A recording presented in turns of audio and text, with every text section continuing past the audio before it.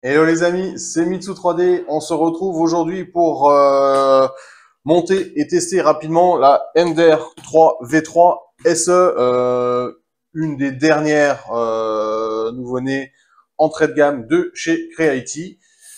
J'en vois pas mal parler sur Internet parce que tous ceux qui veulent se lancer dans la 3D ont peur d'investir et c'est une imprimante entrée de gamme et pas trop chère. Je l'ai trouvée sur AliExpress en promo à 177 euros. Alors je me suis dit, eh ben, je l'achète, je la revendrai. Ça fera plaisir à celui qui la rachètera encore moins cher et ça me permettra de vous donner un avis. Alors je déballe tout, j'étale sur la table et on se retrouve juste après.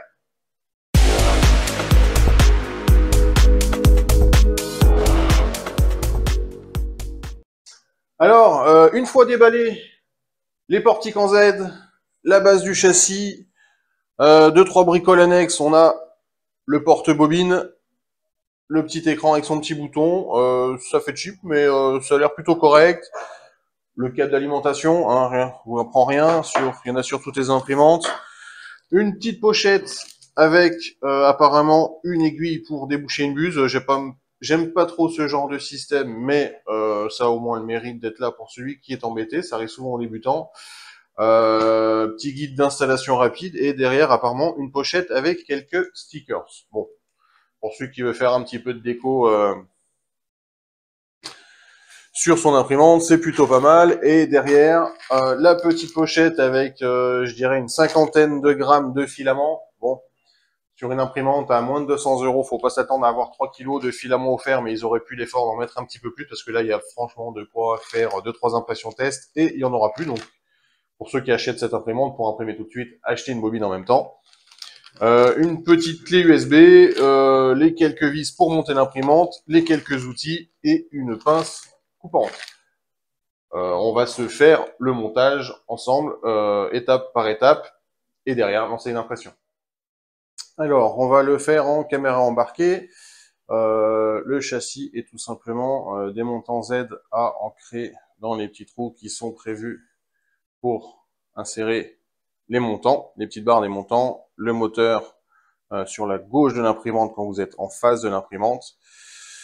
Sur cette partie-là, il y a deux petites vis à mettre qui sont, donc faut bien vous repérer dans les sachets, ouvrez les petites vis, les deux petites vis noires M3 par 8 mm qui sont avec les deux petites vis en M5 je pense, donc qui iront sur le dessus et après il faut retourner l'imprimante pour mettre sur le dessous. On a trois vis de M3 par 14 mm à mettre sous cette vis là et trois autres vis à mettre sous le moteur à l'intérieur, dessous l'imprimante.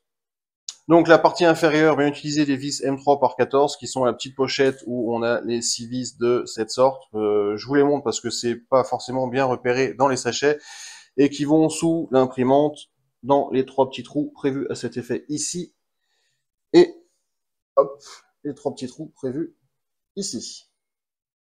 Donc une fois les montants en Z montés avec les 6 vis inférieures et les deux petites vis supérieures, il vous faudra monter le support d'écran qui est ici, qui se présente comme ceci, avec les trois petites vis de M4, donc tête bombée de M4 par 10 mm. Donc bah, je vous passe cette étape, hein, c'est vraiment super simple, il y a trois petites vis à mettre, et après à raccorder la connectique directement sur l'écran.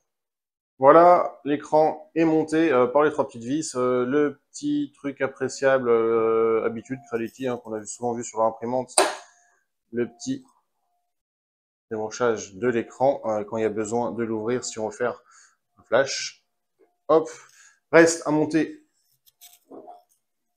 hop là, le support bobine dirigé vers l'avant avec les deux petites vis restantes en M5 par 8 mm. Côté branchement électrique sur le plateau, il n'y a rien à faire. Il faut connecter le petit moteur Z, la connectique qui est ici. Donc le fil tombe juste à côté, c'est très simple.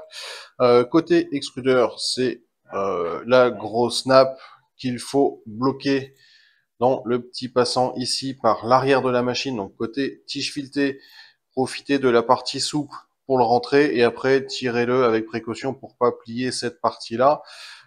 Jusqu'à atteindre la partie renforcée ici. connecter le moteur X directement sur son moteur et après passer à la connexion de la nappe de l'extrudeur et mettez la petite réglette qui est ici avec les deux petites vis. Serrez pas fort, clairement les vis dépassent pas beaucoup, on est sur du plastique, derrière on est sur du laiton, c'est un coup à foirer les vis. Et voilà, l'imprimante est rapidement montée, comme sur toutes les imprimantes neuves. Je me répète clairement pour que vous n'ayez pas d'ennui. Vérifiez le montage de la buse. Je ne vais pas vous expliquer comment faire. Allez voir la vidéo que je vous ai faite sur comment monter une buse. Il faut vérifier tout simplement qu'elle soit bien montée et bien serrée. Il y a des choses à respecter. Vérifiez la tension des courroies.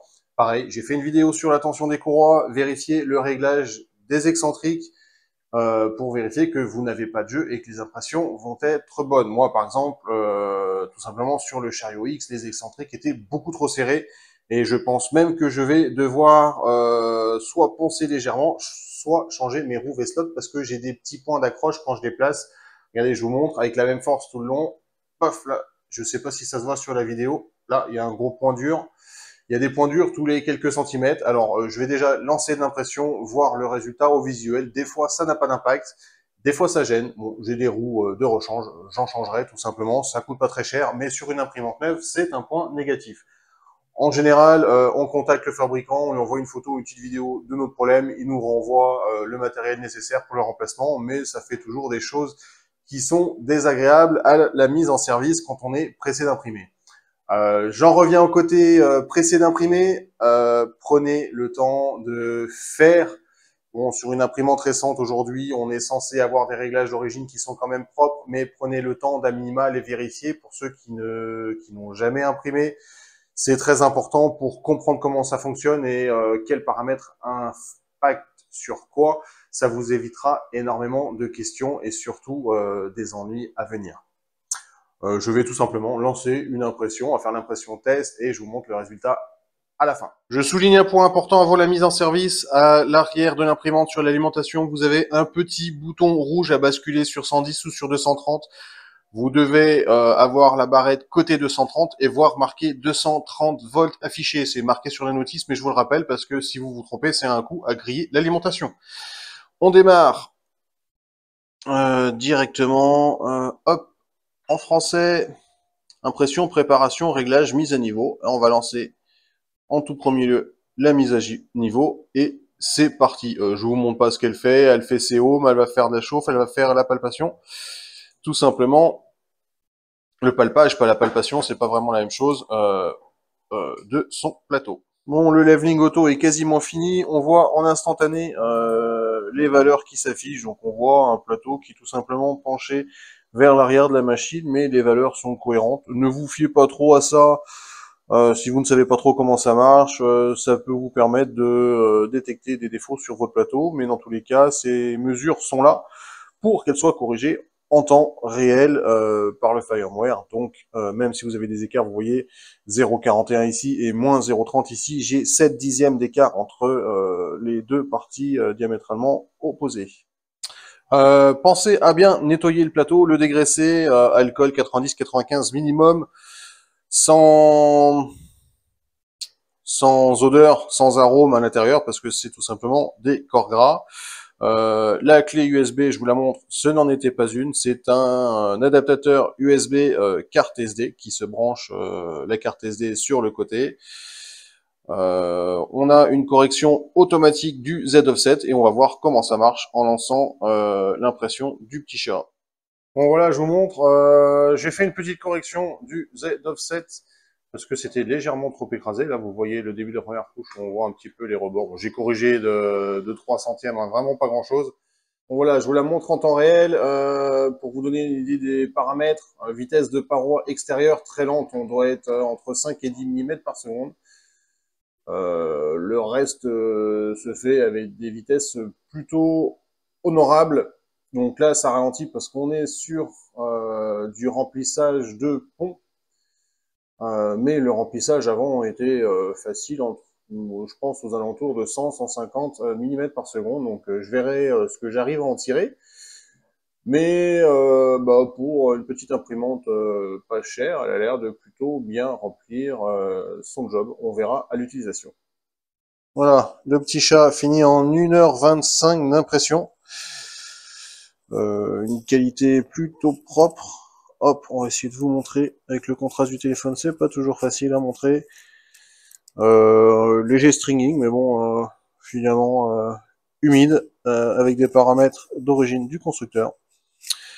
Donc on va finir la vidéo là-dessus, en espérant qu'elle vous ait plu.